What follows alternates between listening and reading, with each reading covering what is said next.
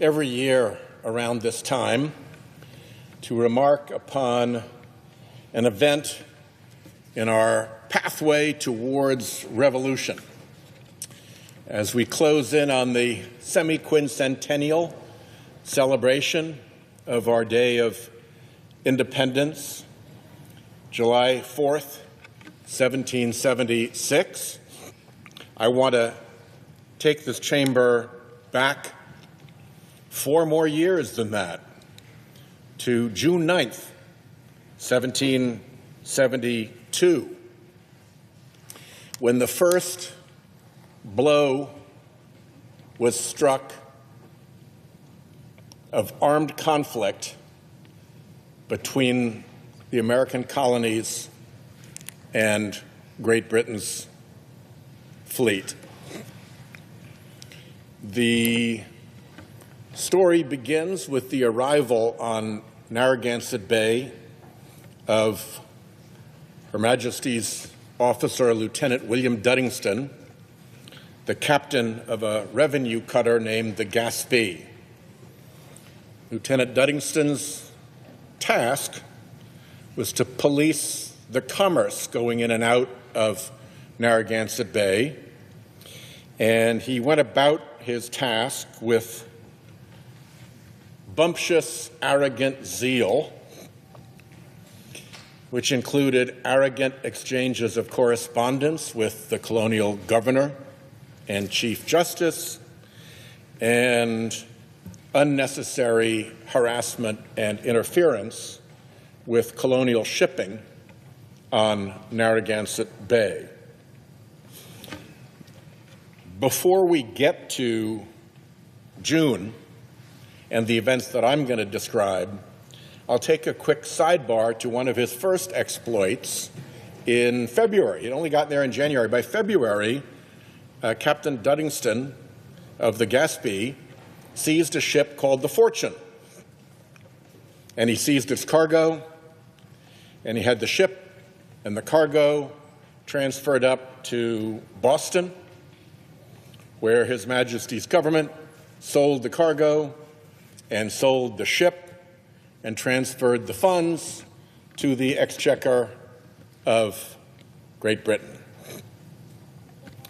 What they had not appreciated was that one of the owners of the Fortune was a Rhode Islander named Nathanael Greene, who had not beforehand been much involved in the committees of correspondence and the spirit of rebellion. But the seizure of his vessel put him into what he called a spirit of resentment that changed the course of his life. And as students of history will know, he went on to become the chief operating officer of the Revolutionary War, the top lieutenant to George Washington, the guy who made the supplies and the work, everything happen. And he was important in that role, but he constantly begged General Washington for a real command.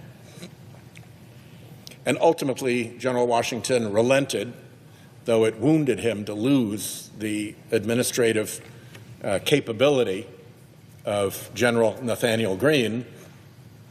And General Greene went down to run the Southern campaign of the Revolutionary War, whose motto, according to General Greene, was, "We fight, we get beat, we rise up, and we fight again." And sure enough, he did. He fought over and over and over again, never winning a battle, but definitively winning the war in one of the first real examples of guerrilla-type conflict that the world had seen. They were used to stage-matched armies in colorful regalia, standing at a reasonable distance from each other and firing at each other with muskets and with cannons. The entire campaign in the South was a guerrilla campaign in which they fought, they got beat, they got away, they rose up, and they fought again. And the result was that General Cornwallis, commanding the British Army wrote to his wife, "That damn Greene is more dangerous than Washington." He was a very significant participant in the victory that America achieved and the independence that we asserted on the 4th of July, 1776.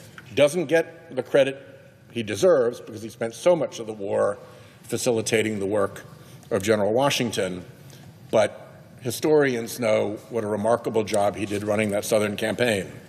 And you can trace that all the way back to Lieutenant William Duddingston and the Gaspee seizing his ship, the Fortune, and lighting up that spirit of resentment. So scroll forward to June 9th of 1772. Lieutenant Duddingston still helming the Gaspee still harassing Rhode Islanders. A June day on Narragansett Bay is a beautiful thing to behold, and in the sparkling light of that wonderful day, a little ship called the Hannah, bearing cargo, was sailing on its way up to Providence, which was one of the maritime centers of the colonies. And the Gaspee gave chase, seeking to arrest the Hannah and seize its cargo and send it off to Boston the way the Fortune had been sent. Only Captain Lindsay of the Hannah decided, to hell with that, I'm not going to surrender, I'm going to run for it. And he sailed away up Narragansett Bay with the Gaspee in chase. Along the Warwick shore, about halfway up Narragansett Bay, the Patuxent River comes into the bay. And as rivers do, it carries silt and dirt from the river washing through into the bay. And when the river slows down, when the water goes out into the larger bay, the silt and the sand fall to the bottom, and there is a little barrier along the bottom of the bay left by the river. Well, Captain Lindsay had sailed there quite a lot. And like any good captain, he had a pretty good idea of how deeply his vessel drew. And he sailed over the sandbar off of Namquid Point and continued on his merry way in the sparkling midday of June 9th, 1772. Behind him came the bigger, heavier, lumbering Gaspee, and it foundered and stuck on that sandbar. And the tide was falling. So the Gaspee was going no place until the tide fell all the way to low tide and came all the way back up to the tide level at which it foundered, and then raised further enough to lift the vessel off where it was stuck.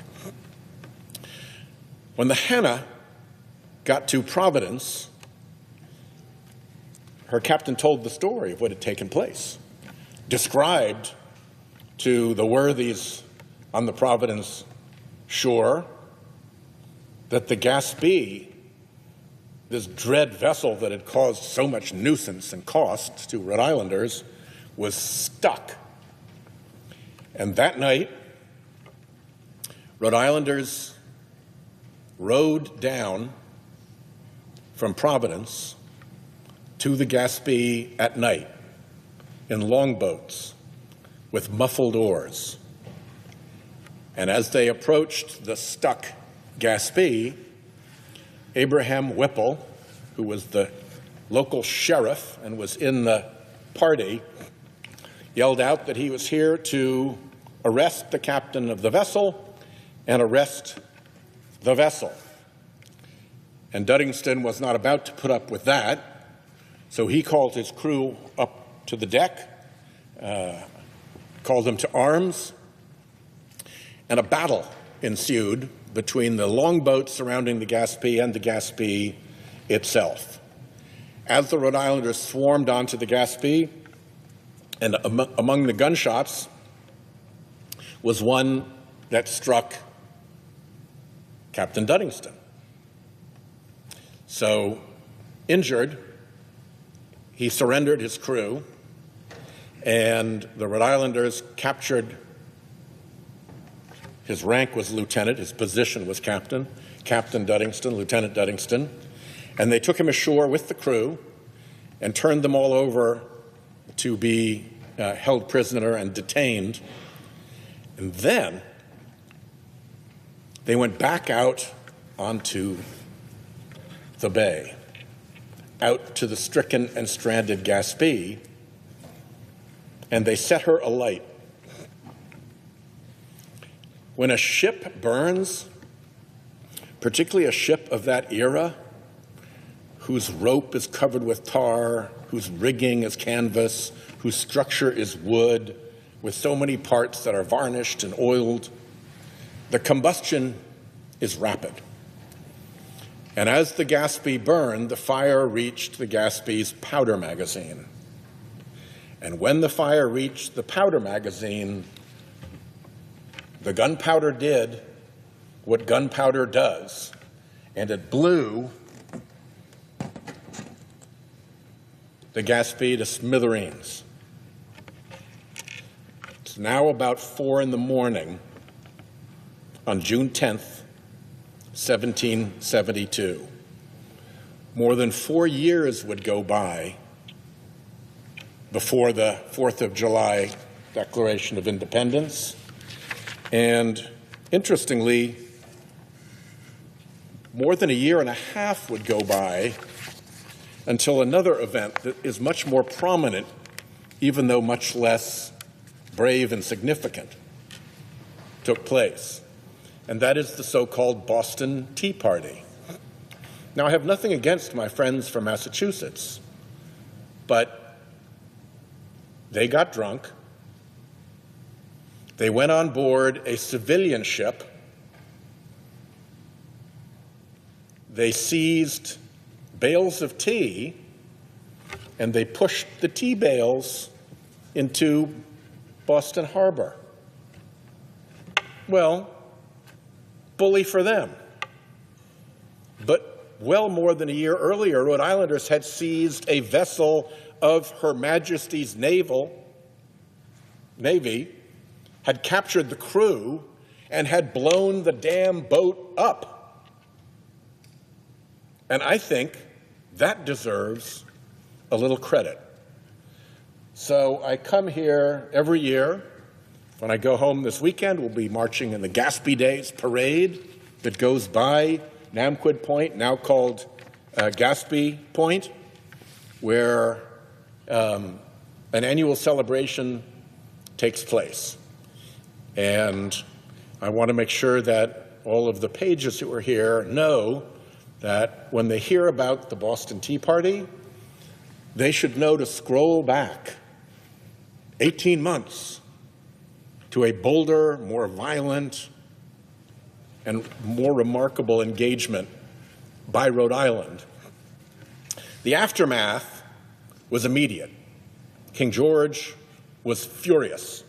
He demanded that everyone involved be hanged, and he sent commissioners to come and root out who the miscreants were who'd participated in the raid on the Gaspee. And here's what's interesting. There were probably 5 longboat loads of Rhode Islanders, enough to overwhelm the crew of the Gaspee. And enormous rewards were offered for people to cooperate and testify against their comrades. Against all that pressure from the king, against all that inducement of reward, in Rhode Island, no one squealed. The commissioners went home empty-handed, the nooses hung empty, and that was the second conclusion. The blowing up of the vessel was one thing. The solidarity of not yielding to testify against their fellow colonists was the other. And so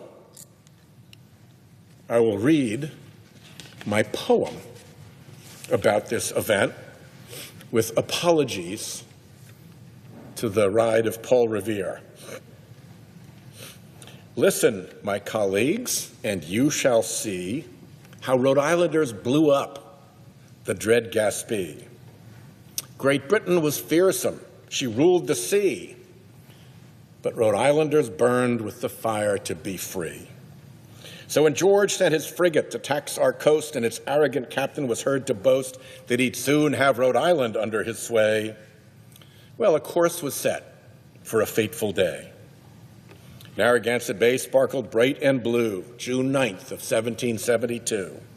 The trading ship Hannah was making her way with cargo for Providence that fine day. King George's Gaspee pursued in chase, but the Hannah decided to give her a race.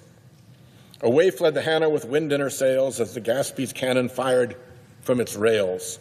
Evading the Gaspee's cannonballs, the Hannah sailed for the Namquid Shoals, fast and light.